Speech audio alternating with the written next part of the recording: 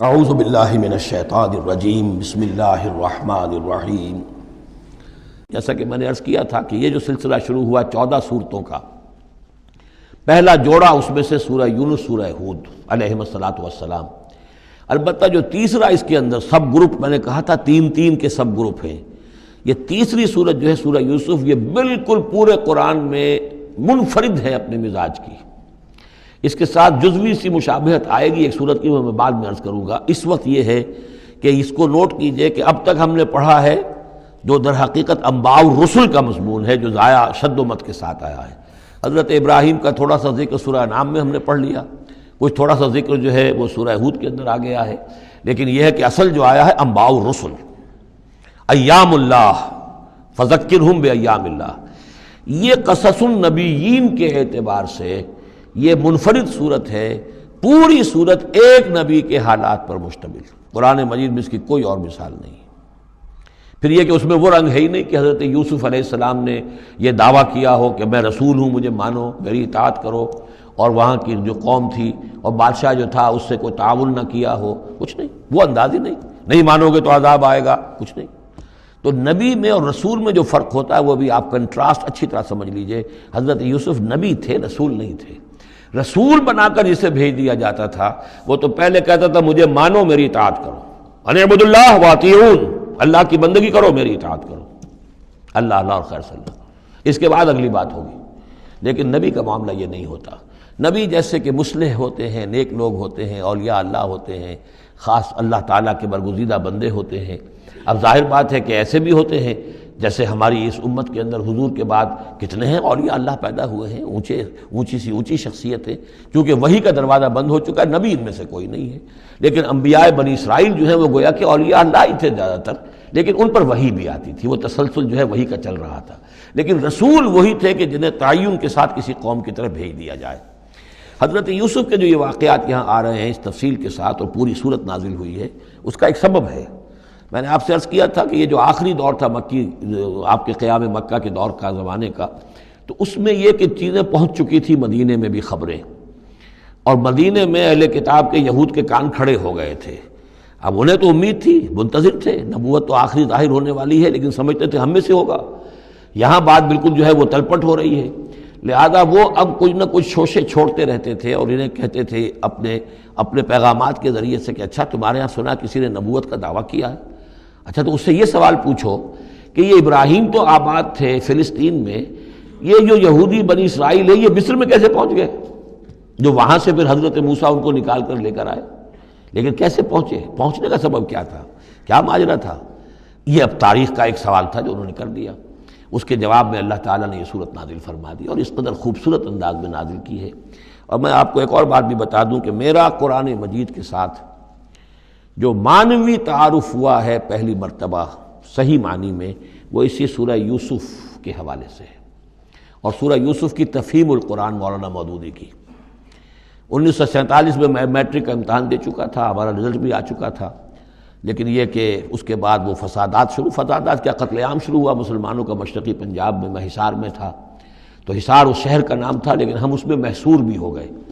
تقریباً 1.5 مہینہ ہم نے مورچے بنا لیے اور اپنی حفاظت کرتے رہے۔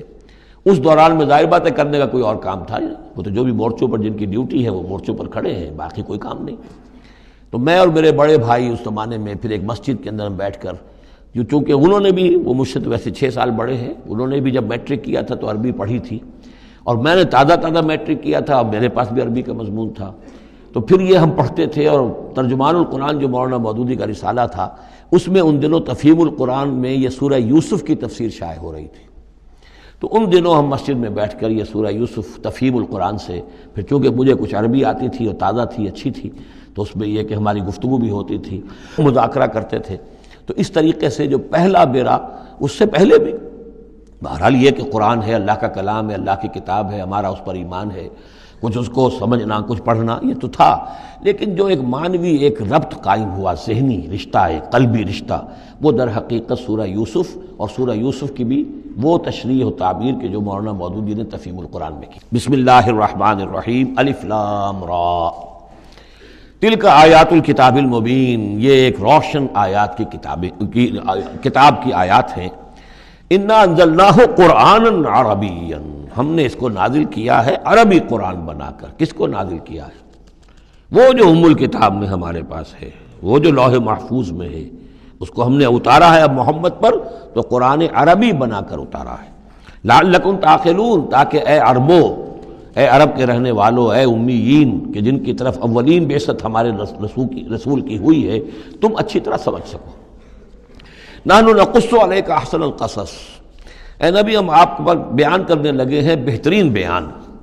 یہ قصص نہیں ہے، قصص ہوتا قاف کے زیر کے ساتھ تو قصے کی جمع ہوتا کہ بہترین قصہ ہم آپ کو سنا رہے ہیں، نہیں، احسن القصص، قصص جو ہے یہ یہاں پر یہ مصدر ہے، بہترین بیان، ہم آپ کے سامنے بہترین بیان پیش کر رہے ہیں، بما اوحینا الیک ھذا القرآن، اس قرآن کے ساتھ جو ہم نے آپ کی طرف وحی کیا ہے۔ وَإِن كُنتَ مِن قَبْلِهِ لَمِنَ الْغَافِلِينَ، اور یقیناً آپ اس سے پہلے، اس قرآن میں اس قصے کے آنے سے پہلے، قرآن میں اس بیان کی آمد سے پہلے، وحی سے پہلے آپ یقیناً بالکل ناواقف تھے، غافل تھے، آپ کو کچھ معلوم نہیں تھا کہ یہ حضرت یوسف کیسے وہاں پہنچے اور بنی اسرائیل کیسے پہنچ گئے۔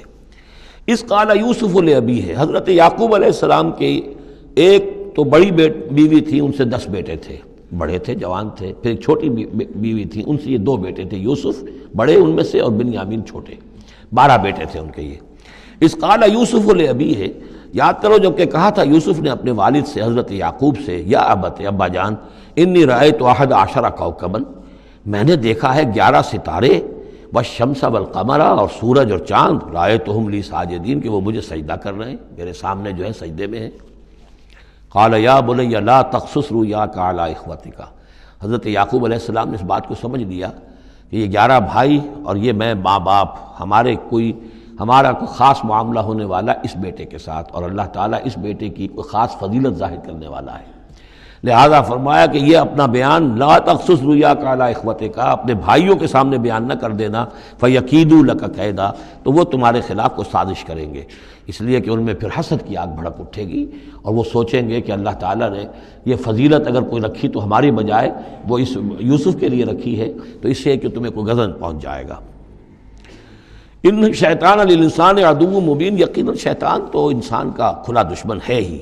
وَكَذَلِكَ يَجْتَبِيكَ رَبُّكَ وَيُعَلِّمُكَ مِن تَأْوِيلِ الْأَحَادِيثِ، اور اسی طریقے سے تمہارا رب جو ہے تمہیں پسند کر لے گا، چن لے گا، یعنی نبوت کے لیے اب معلوم ہوتا ہے کہ میرے بیٹوں میں سے اللہ نے تمہیں چن لیا ہے، یہ معلوم ہوتا ہے۔ كَذَلِكَ يَجْتَبِيكَ رَبُّكَ، اسی طرح اللہ چن لے گا، برگزیدہ کرے گا تجھے۔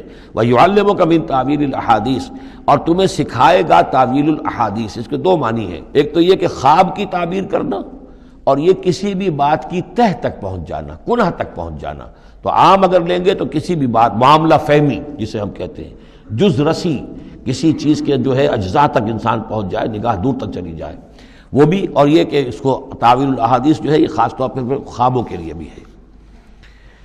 وَيُتِمُّ نِعْمَتَهُ عَلَيْكَ، اور اتمام فرمائے گا اپنی نعمت کا تجھ پر، وعلی آل یعقوب، اور تمام آل یعقوب پر، کما اتمھا علی ابویک، جیسے کہ اس نعمت کا اس نے اتمام فرمایا تیرے آباء و اجداد پر، من قبل پہلے، ابراہیم و اسحاق، ابراہیم اور اسحاق پر، یعنی اسحاق تمہارے دادا اور ابراہیم تمہارے پردادا۔ اپنا نام انہوں نے نہیں لیا، ظاہر بات ہے کہ وہ خود اپنا ذکر کیسے کرتے۔ ان ربک علیم حکیم، یقیناً تیرا رب جو ہے وہ علیم ہے اور حکیم ہے۔ صدق اللہ العظیم۔